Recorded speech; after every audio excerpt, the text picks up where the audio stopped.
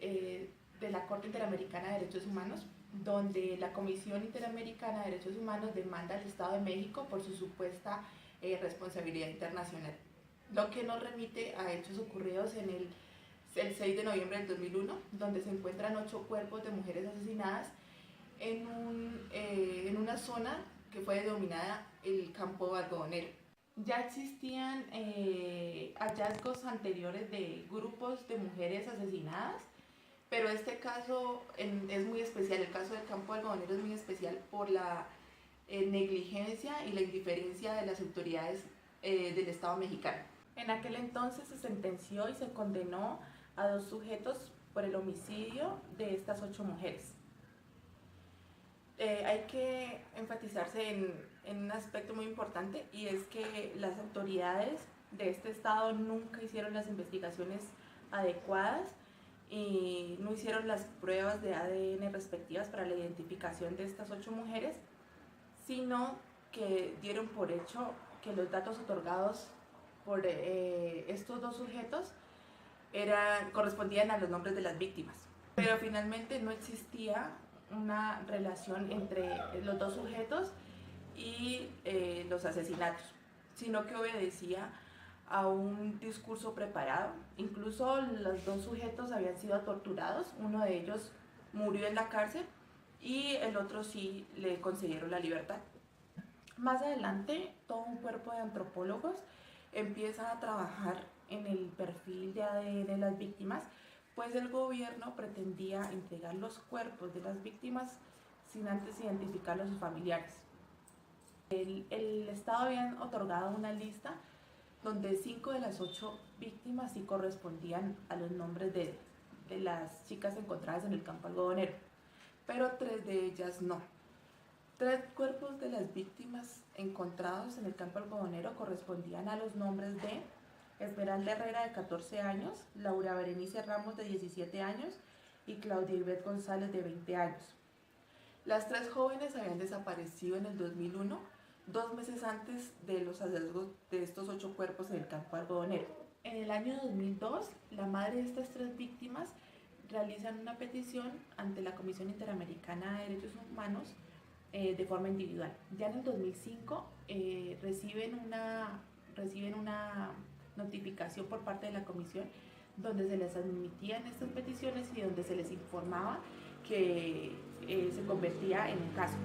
El 4 de noviembre del 2007, la Comisión Interamericana de Derechos Humanos demanda al Estado de México en razón de su responsabilidad internacional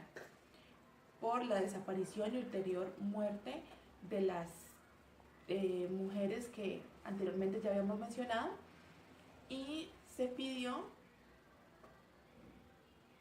someter el caso a la jurisdicción de la Corte Interamericana de Derechos Humanos. Antes de analizar a fondo la decisión emitida por la Corte Interamericana de Derechos Humanos, vamos a analizar un poco el contexto de la violencia sufrida por las víctimas del campo algodonero, donde la Corte se pronunció diciendo que constituían una violación a la mujer. La Corte hizo referencia al contexto de la violación contra la mujer en Ciudad de Juárez,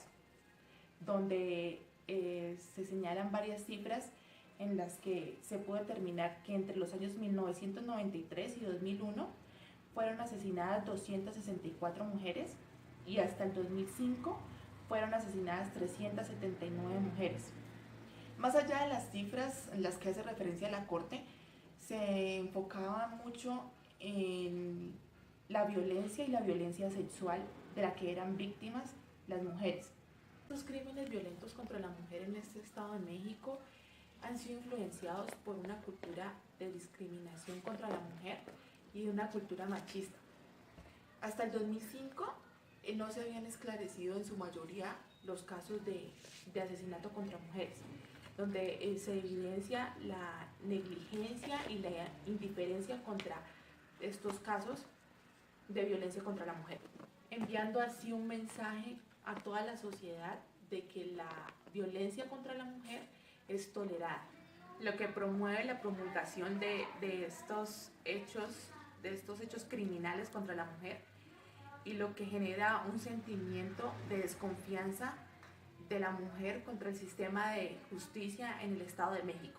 En el 2009 la Corte emitió sentencia declarando que el Estado de México era responsable internacionalmente por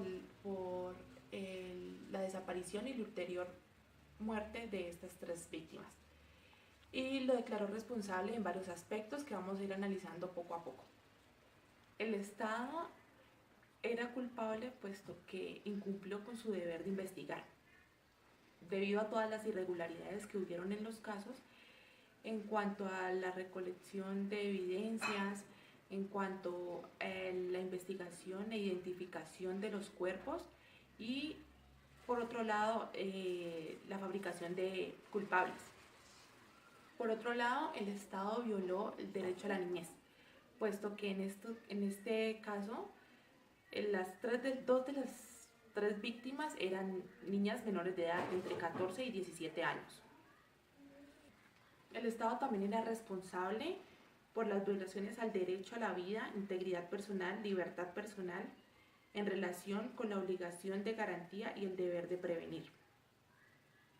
El Estado de México tenía pleno conocimiento real de que las víctimas podían ser agredidas sexualmente y posteriormente asesinadas, y no implementó políticas de prevención en casos de violencia contra la mujer. El Estado de México también violó el derecho a la integridad personal de los familiares de las víctimas por los hostigamientos, por los diversos hostigamientos y por su prolongado sufrimiento, por el trato indebido de las autoridades del Estado de México, por la mala información en cuanto a los casos, por la negligencia en cuanto a la entrega de los cuerpos y a la no identificación debida de los cuerpos. Es por esta razón que la Corte Interamericana de Derechos Humanos toma la decisión de declarar culpable al Estado de México en razón de su responsabilidad internacional, y en cuanto a las reparaciones a las víctimas, obliga al Estado de México y debe indemnizar a las víctimas, debe realizar un monumento alusivo a las víctimas,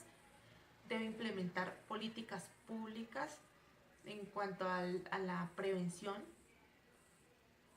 El Estado deberá también publicar la sentencia completa mediante un diario oficial del Estado. Deberá también brindar toda la atención médica y psicológica a todas las familiares de las víctimas, y por otro lado también debe, mediante acto público, reconocer su responsabilidad internacional.